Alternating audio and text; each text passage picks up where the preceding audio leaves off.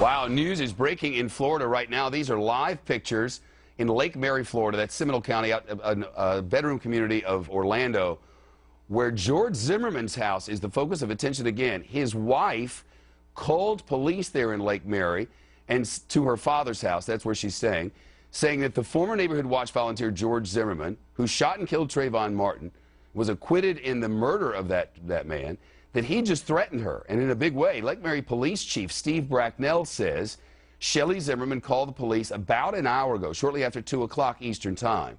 Now, remember, she went on Good Morning America just last week and said all kinds of things about George Zimmerman. They're in the middle of discussions about divorce all of a sudden. And today, she accuses him of threatening her with a gun. Phil Keating's in our Florida newsroom this afternoon. Well, well, well. Chad, the divorce of Shellie and George Zimmerman appears to have taken a very bad turn towards never reconciling just about an hour ago. According to the police chief's deputy chief up in Lake Mary, Florida, this cul-de-sac where George and Shellie Zimmerman apparently have been living in a $250,000 house that's owned by somebody close to the couple, according to the Orlando Sentinel report over the weekend.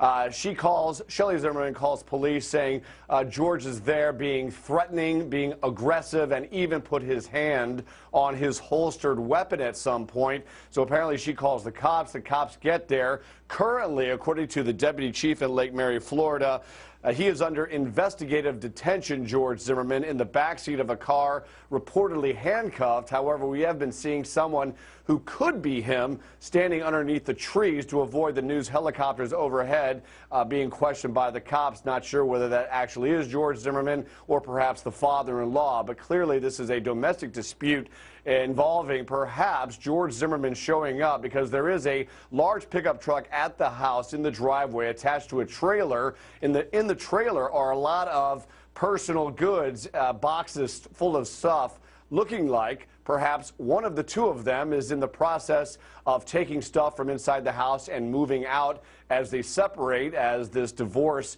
is now underway. And then they get into a heated argument. And according to Shellie Zimmerman, that's when George Zimmerman, who just last week, when she was making public her divorce filing, said that ever since George Zimmerman was acquitted by that all-female jury in July of first-degree murder in the death of Trayvon Martin, after that, he has had, according to her, an invincibility complex. We do know that he has traveled around the country driving by himself. He was pulled over for speeding in Texas. He was then pulled over and given a ticket for speeding in Lake Mary just a couple of weeks ago. And then, of course, last week, Shellie Zimmerman files for the divorce, Shep. And he went to that gun manufacturer, the manufacturer of the gun that shot and killed Trayvon Martin. I wonder if the police are saying that he is accused of threatening his wife with that same weapon.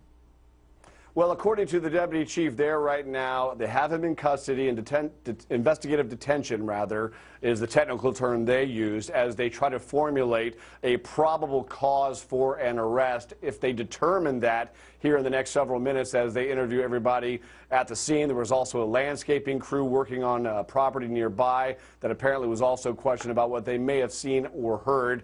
If they do come out with probable cause, then we expect they will then take the 10-minute drive with George Zimmerman in the back seat to the Seminole County Jail, where I just mentioned in July he, of course, was acquitted of first-degree murder. And you mentioned, Shep, that Kel-Tec 9 handgun that he used to kill Trayvon Martin, he went to the factory in Florida that manufactures those guns and took a photograph with a big smile inside the factory, which his attorneys at the law firm of Mark O'Mara said was something on a public relations front they certainly would not have advised. But certainly George Zimmerman, acquitted of first-degree murder, keeps finding himself popping up into the news ever since then. And this is a divorce proceeding underway, and apparently there is nothing too positive right now about the relationship between Shellie Zimmerman, who sat behind George Zimmerman every single day of his first-degree murder trial, but 2 weeks ago when she had to plead guilty to perjury, he was nowhere to be seen.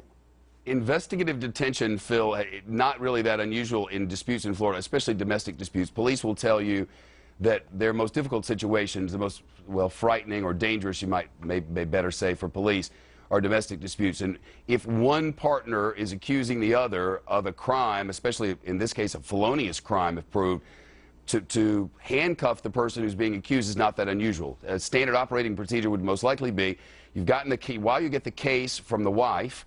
You make sure that the one who's being accused can't hurt anybody if he or she is inclined to do such a thing.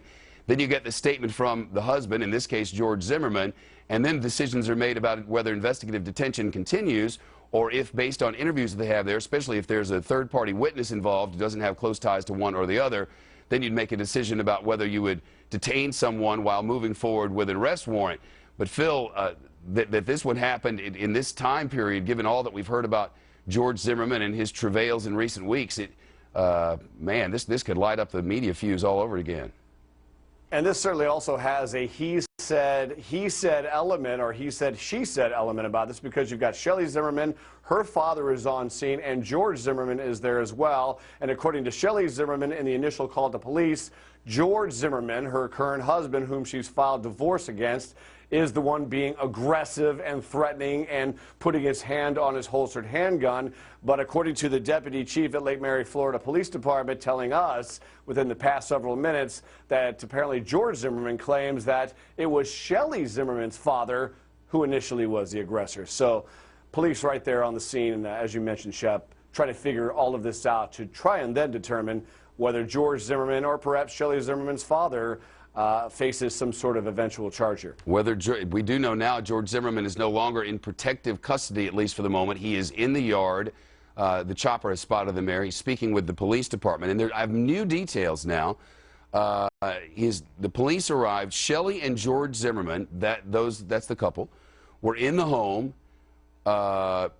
George Zimmerman, the wife says, George Zimmerman became threatening and aggressive, had his hand on his gun when she says he, quote, battered her father, punched him. Supposedly, George Zimmerman is now being accused by his wife of beating up her father. The chief says, quote, we arrived very quickly, 8 officers on the scene trying to determine what we have.